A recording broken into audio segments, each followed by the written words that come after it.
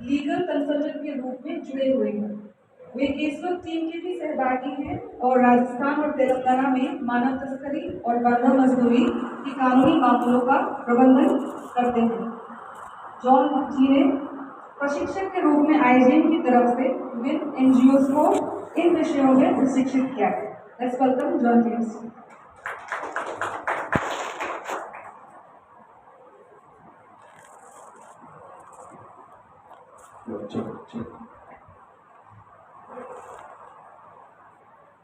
सबसे पहले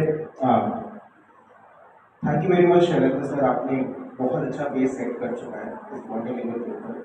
and Sukhvinder sir, आपने जो आइडेंटिफिकेशन के जो एलिमेंट्स बताए हैं, आई होप आप सब लोग को सब एक लेवल तक समझ आए होंगे। कल जब आप फ्यूचर में आप अपने फील्ड में जाएंगे, आप ऐसे कुछ देखेंगे जैसे सर ने कहा लेंस, ये पूरा ये जो एलिमेंट्स है ये एक लेंस होता है। हमें साधारण जिंदगी में हमारे जब इधर उधर हम जा रहे हैं हमें तो दिखते नहीं है बंदर, तो इस लेंस से देखोगे तो आपको बंदा मजदूर दिखेंगे, और अगर आपको बंदा मजदूर दिखे तो तब क्या करेंगे हम लोग, उनको बचाएं, राइट। तो हम लोग आईजीएम इंडिया में पिछले 20 सालों से काम कर रहे हैं। बहुत सारे डिफरेंट स्टेट्स में हम लोग बहुत सारे एनजीओ को ट्रेन किए, गवर्नमेंट ऑफिशियल्स को ट्रेन किए। तो सबकी ट्रेनिंग में जो नॉलेज हम लोग को मिला है, ट्रेनिंग में जो शेयरिंग जो हमको मिला है, उसको कंपाइल करके हम लोग ने एक नॉलेज बेस बनाया है जो हम आपको शेयर करना चाहते हैं। तो उस नॉलेज बेस के अनुसार हमारा जो स्टैंडर्ड ऑपरेटिंग प्रोसीजर है जो गवर्नमेंट ऑफ इंडिया ने बनाया है बॉन्डेड लीवर के रेस्क्यू के लिए, उस पर मैं चलता हूँ। समय को समझते हुए मैं जल्दी से अपना सेशन कंप्लीट करूंगा ताकि हम लंच की तरफ भूल जाए। तो सबसे पहले एक इंफॉर्मेशन इनिशियली कहाँ से मिलता है? बॉन्डेड लीवर की इंफॉर्मेशन या तो विक्टिम से आता है, विक्टिम की तरफ से नहीं आता तो उसके रिलेटिव्स की तरफ से आता है। बहुत सारे टाइम में हमने सुना होगा कि मेरे भाई यूपी से माइग्रेट करके राजस्थान गए थे और वो फंस गए, वो वापस आ नहीं पा रहे, तो वैसे कंप्लेंट्स।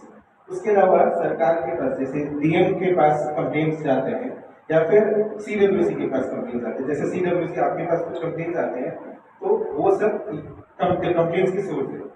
उसके बाद एनजीओ, जो हम सब एनजीओ जो प्रैक्टिकल में काम करते हैं और हमको कोई भी केस के बारे में पता चलता है तो उस केस को हम लोग अपने आइडेंटिफिकेशन की यहाँ पे केस के कहाँ से आ रहे पता चलता है।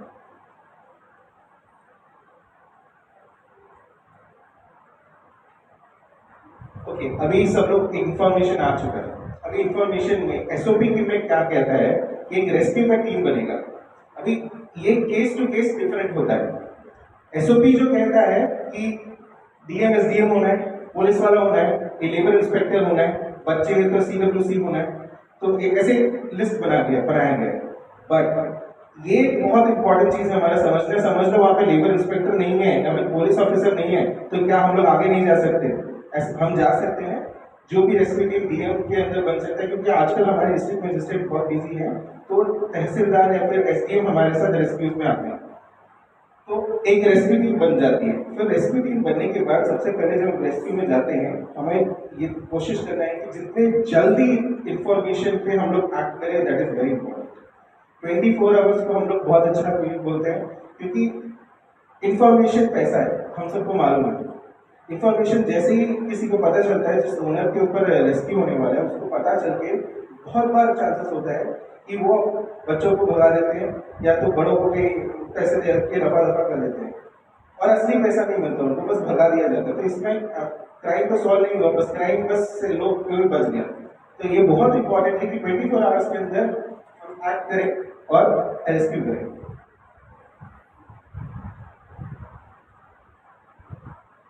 रेस्क्यू में सबसे मोस्ट इंपॉर्टेंट चीज होता है, ओके, रेस्क्यू में मोस्ट इंपॉर्टेंट चीज होता है जैसे रेस्क्यू फैसिलिटी में घुसा जाए, रेस्क्यू टीम घुसता है, इंपॉर्टेंट होता है सबको, हम लोग जो टीम है बिखर जाए, जितने लोग वहां पे फैसिलिटी में काम करते हैं सबको एक जगह में इकट्ठा करें। ये क्यों इंपॉर्टेंट होता है? बहुत एक एमपी के पुलिस ट्रेनिंग में पुलिस ऑफिसर ने कहा,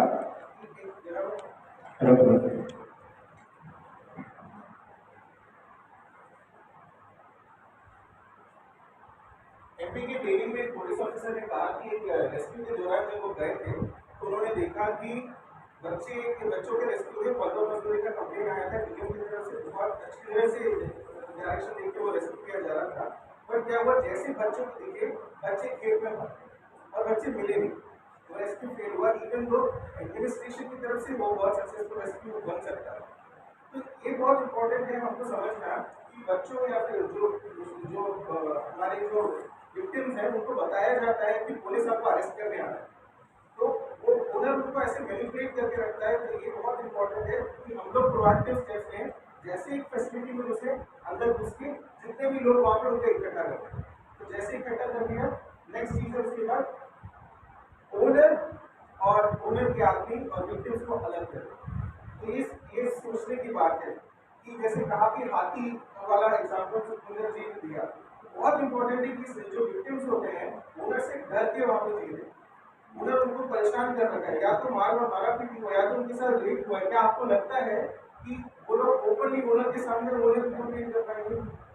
बहुत बहुत लोगों को बहुत गवर्नमेंट ऑफिस और हम लोग ने जो ट्रेनिंग के बारे में बात की है, जो गवर्नमेंट ऑफिसर से बात की उनको लगता है कि तो वो तो चल रहा है। ये बहुत इंपॉर्टेंट है, अलग किया जाए तभी पूछा जाए, तभी विक्टिम को हिम्मत आएगा। और एक चीज हमको समझने की जरूरत है, कभी कभी विक्टिम को ये भी नहीं पता कि वो विक्टिम है और वो अपनी पूरी श्रद्धा से विश्वास करता है ओनर के ऊपर। तो वैसे केसेस में हमको समझना है कि ये विक्टिम क्या है कि उसको समझाना है, काउंसलिंग देना और उसको बताना है कि आपके साथ गलत हो रहा है और वो आपके साथ गलत है। नेक्स्ट, एविडेंस बहुत इंपॉर्टेंट होता है। एक समझिए 3 का घंटे का एग्जाम्पल होता है, इनके बारे में बहुत इंपॉर्टेंट डॉक्यूमेंट्स होते हैं, जैसे एंगेज रजिस्टर, अटेंडेंस रजिस्टर, कितने लोग काम कर रहे हैं, ये हमारे लिए बहुत इंपॉर्टेंट होता है। जैसे एडवोकेट में बोलता हूँ, कोर्ट में एविडेंस बहुत इंपॉर्टेंट है। अभी एक केस हम लोग का हुआ है जिसमें केस इसलिए हम आगे गए क्योंकि हमें हमारे जो रेस्क्यू टीम गई थी वहाँ पे, उन्होंने पुलिस को उस टाइम पे रेस्क्यू के दौरान वेज रजिस्टर कलेक्ट नहीं किए। अब वो जब कोर्ट पे गया, कोर्ट पे जज की परमिशन से जब हम लोगों ने वेज रजिस्टर वापस ले लिया, तब हमने देखा कि वेज रजिस्टर पूरा टैम्पर्ड था। तो जितना टाइम आप वेज रजिस्टर या फिर एविडेंस को छोड़ देंगे उतना वो टैम्पर्ड होगा और उतना आपका केस नहीं होगा। पर इंक्वायरी फॉर्म जैसे जैसे रेस्क्यू होता है, रेस्क्यू के दौरान ही एक बहुत इंपॉर्टेंट चीज है कि वहाँ पे छोटा सा इंक्वायरी किया जाता है। चलिए, अभी रेस्क्यू के दौरान इंक्वायरी इसलिए इंपॉर्टेंट है क्योंकि बहुत इंपॉर्टेंट चीज है, इंपॉर्टेंट है कि उस दौरान ही हम एक बेसिक लेवल का इंक्वायरी, क्या उनके साथ हुआ, क्या उनके प्रॉब्लम्स थे, क्यों वो यहाँ पे आए, वो रिकॉर्ड कर रहे हैं। क्योंकि मैनिपुलेशन बहुत हो सकता है। आपके जब तक आपका सर्वाइवर आपके साथ आपके कलेक्टेड ऑफिस तक पहुंचेगा, शायद उसको धमका दिया जाए या फिर उसको कुछ कर दिया जाए। सबसे पहले इंपॉर्टेंट है उसके जो रियलिटी है, रेस्क्यू के दौरान ही उसका जो इंफॉर्मेशन है जितना ही ब्रीफली रिकॉर्ड कर लिया जाए वो बेहतर होगा। और जैसे जो इंफॉर्मेशन हुआ उसका एक रेस्क्यू का मेमो, जब एनजीओ के सपोर्टर्स हम लोग रेस्क्यू में होते हैं तो आपसे निवेदन है कि आप जब जाए तो एक छोटा सा मेमो अपने तरफ से भी बना ले और वो गवर्नमेंट ऑफिशियल्स को शेयर करें ताकि उनका भी काम आसान हो और इजीली पूरा प्रोसेस चले।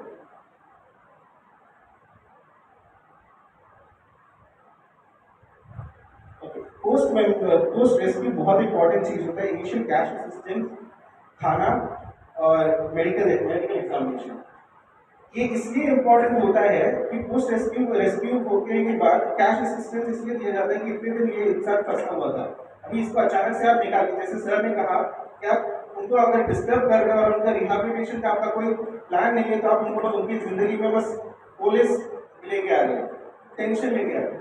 तो पूरा प्लान करके इनिशियल कैश असिस्टेंस बहुत इंपॉर्टेंट होता है, उनको वापस एक स्टेप मिले ताकि वो वापस अपनी जिंदगी में पुनर्वास करें। उसके बाद डीएलआर स्कीम के अनुसार आरसी बहुत इंपॉर्टेंट होता है। रिलीज सर्टिफिकेट रियल लाइफ में देना बहुत मुश्किल है। हमारे केसेस में हमने हमारे जितने भी एनजीओ इंडिया में काम कर रहे हैं सबके एक्सपीरियंस में यही आया है। तो शायद आपने भी काम अगर बॉडी लेवल में काम किया होगा, आपको पता चला होगा बॉडी लेवल में रिलीज सर्टिफिकेट लेना कितना मुश्किल है। तो रिलीज सर्टिफिकेट को पुश कीजिए, तो जितना अवेयरनेस बढ़ेगा उतना रिलीज सर्टिफिकेट गवर्नमेंट ऑफिशियल्स भी देने के लिए प्रमोट करेंगे। मेडिकल एग्जामिनेशन जैसे हो जाता है, मेडिकल एग्जामिनेशन भी बहुत इंपॉर्टेंट है क्योंकि बहुत सारे लेबर केसेस में सेक्सुअल एक्सप्लॉयटेशन है, मारा पीटी है, ये सब जो रेस्क्यू के दौरान ही जितना जल्दी रेस्क्यू के टाइम भी मेडिकल एग्जामिनेशन रिपोर्ट बन जाएगा उतना कोर्ट में केस स्ट्रॉन्ग रहेगा।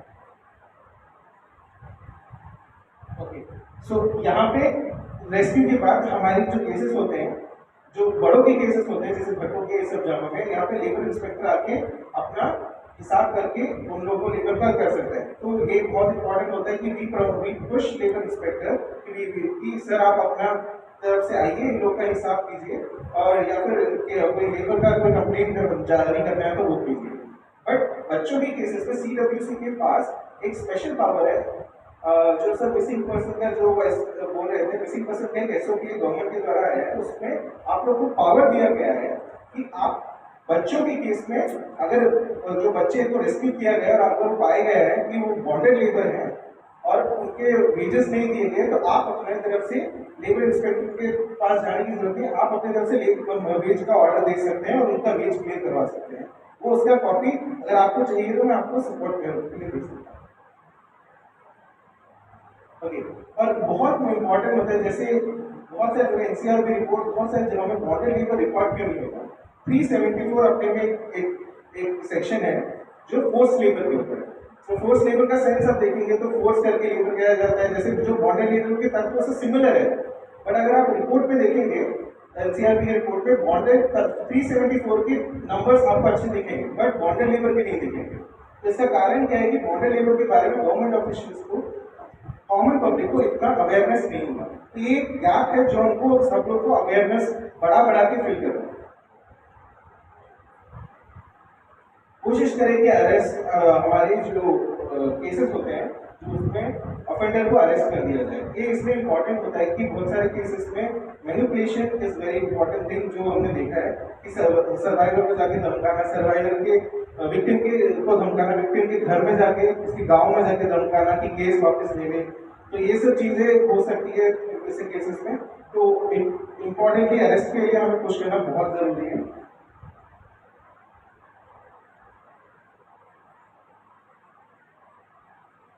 ओके, फिर उसके बाद रिपैट्रिएशन यानी घर में उनको समझे दूसरे स्टेट से आए हैं तो उनको घर वापस करना। और ये बहुत महत्वपूर्ण है कि हम देखें कि वो रिपैट्रिएशन हो रहे तो वो अपनी मर्जी से हो।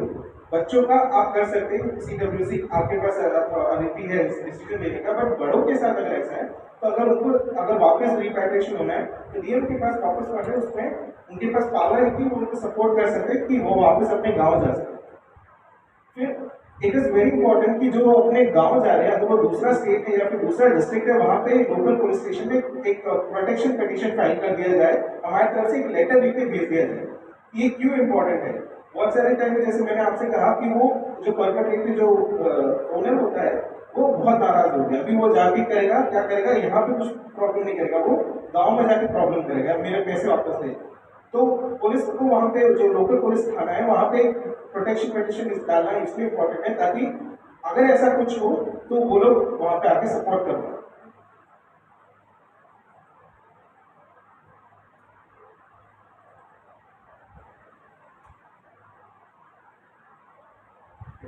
एनी क्वेश्चंस रेस्क्यू प्रोसेस के लिए?